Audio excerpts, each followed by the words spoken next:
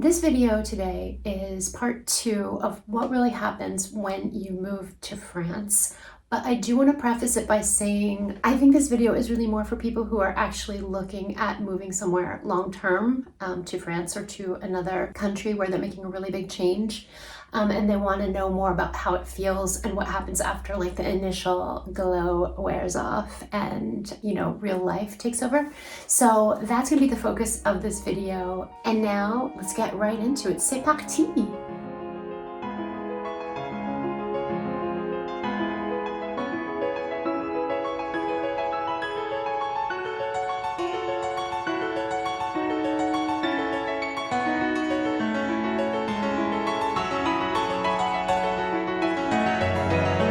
First, I just like to take a moment to give a little bit of background for those of you who may be new to the channel. So let me just reintroduce myself. I'm Karen. I am an American author, entrepreneur, designer, and I moved to France in 2022. Why? Because I met a wonderful French man in the middle of the pandemic in Paris, and we decided to get married. And I picked up my life in New York and I made a huge change, and I started over here in France, making our home here in Paris and also at a country place that we have just outside of Paris.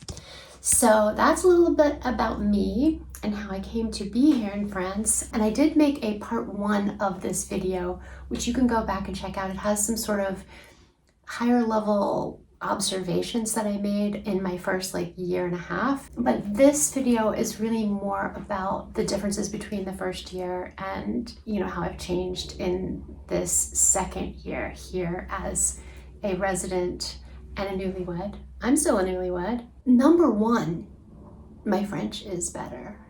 Okay, now some of you may know I already studied French for many years before moving to France, but just being here on a daily basis and really forcing myself to live as much as possible in French has improved my listening, my conversation skills, my ability to jump in and to understand a group.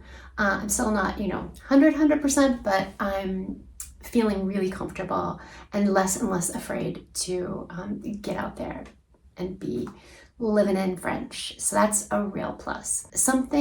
Okay, let me just back up and say that the first year, I've said this before, the first year in France, I was basically literally pinching myself, talking to myself and saying oh my God, I live in Paris with a handsome man.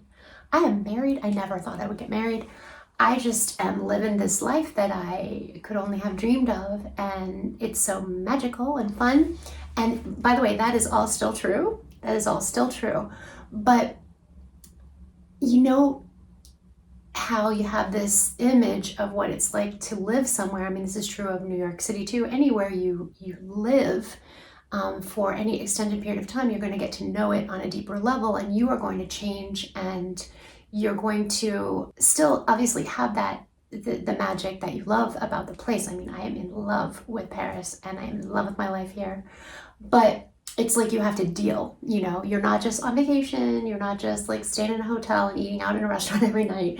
You are doing things going shopping and paying bills and doing your work and trying to meet friends and just having life, la vie quotidienne, daily life, right? And so that is probably the biggest thing from year 1 to year 2 is that real life really started to come into play, because year 1 for me was so huge and enormous. It was get engaged, plan a wedding within only about 4 weeks, go back to the States, pack up my entire life after having lived in New York City for well over 20-25 years, and just changing my business, coming over to France, moving in with someone. I hadn't lived with someone in golly jeepers, I don't even know how long. So starting that life together and then having fun exploring France, just being able to see many more things and experience many more things as someone who lives here. The second year, I still had all of that, but I also had to start dealing with things the French administration with renewing my long-term visa. After the first year, I got rejected the first time. That was a bit of a hit to my confidence.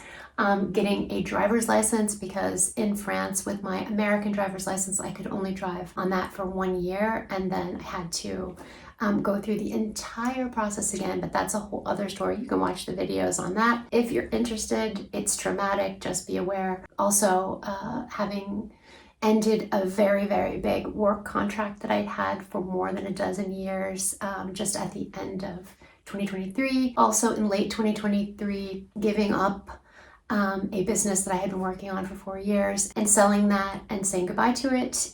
So, just a lot of things that were,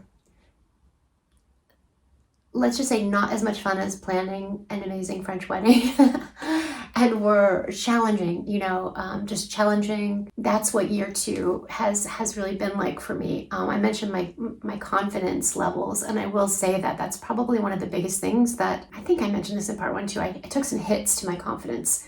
I could give you a million specific examples from things I did wrong in speaking the language, things I didn't understand culturally, ways that I was, approaching just certain situations and getting surprised by information that I didn't have.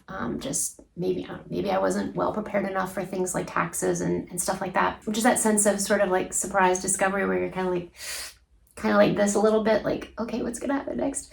But you get through it. You take one step at a time, and I'm lucky I have a lot of support and help here. One thing that really shocks me, because I had thought of myself as such a diehard New Yorker, and I'd been there for so long, and I was very proud about New York, and I still love New York. I don't miss it. I don't miss the city. I don't miss the city life or the stress or the very expensive lifestyle. I just don't miss it at all. I don't miss the noise. What I do miss are a few very, very good friends. I miss them a lot.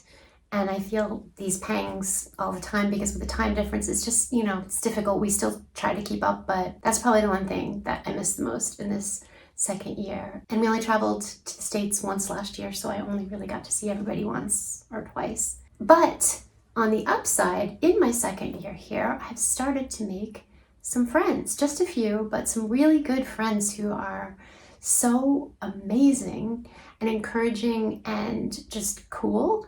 And, it got me thinking that when you are transplanted into another place, I've mainly only made a couple of expat friends. I haven't made what I would consider a true French friend yet, although I'm working on it, and it just takes longer to make friends in France, as I understand it. But I have at least one in mind that I'm working on.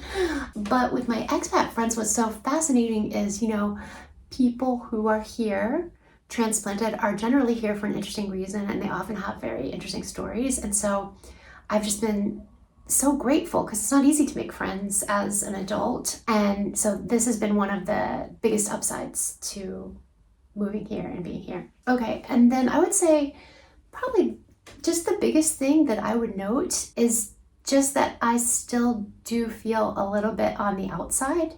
And I don't think that's unusual, although it can be off-putting, and it can make you feel a little bit lonely.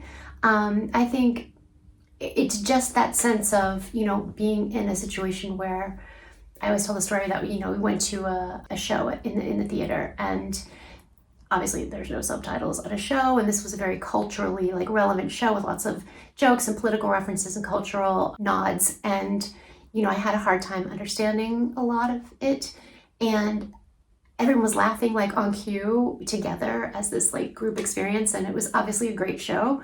And I felt very much like, oh, why can't I get it? And I would say I just would apply that to a number of things in life. I also think with my work right now, as I am in transition and I am looking at what I'm going to be doing next, I have been spending a lot of time alone, during the day, just working alone. And I had given up the little office that I had when I knew that I was going to be losing my contract. So there are times when I feel a little bit of anxiety, a little stress, and even just a little bit of isolation, but those times don't last. And I know that the more I just put myself out there and, keep moving forward and keep challenging myself, the easier all of those things will become. And I really will. I'm gonna be French, I'm telling you right now. Proudly so. Adding on to that, the last thing I would note is just that I've slowed down a bit necessarily with this transition in my work, And it's giving me a chance to reflect more thoughtfully than I think I have in a number of years, where I was kind of just like on the go, had my projects in progress and I was just like doing them. And now I have the luxury, I have the gift of being able to stop and think about what I want to do next here in France. You know, I'm starting to look at some trainings and courses that I want to take, and how can I learn more that will help me, you know, going to the future, not just with my French language, but with how things are done in France. That's been really exciting. I'm going to be learning some new things. I'm working on a dream project that, gosh, I don't know if I would have had the time to do if I were still in New York. Yeah, I think those are the main points I wanted to hit. Certainly there's all kinds of things about style and just how I work and how I eat and all that stuff that have changed. I talked a little bit about those in part 1, so you could check that out if you like. Hope you found this video helpful. If you did, give me a little thumbs up, and do come on over and see me on Instagram or on my free newsletter, which is so fun to write and to share. I've got recipes and inspirations and stories, and I hope we'll see you there. Have a great day, bonne continuation, et à bientôt les amis.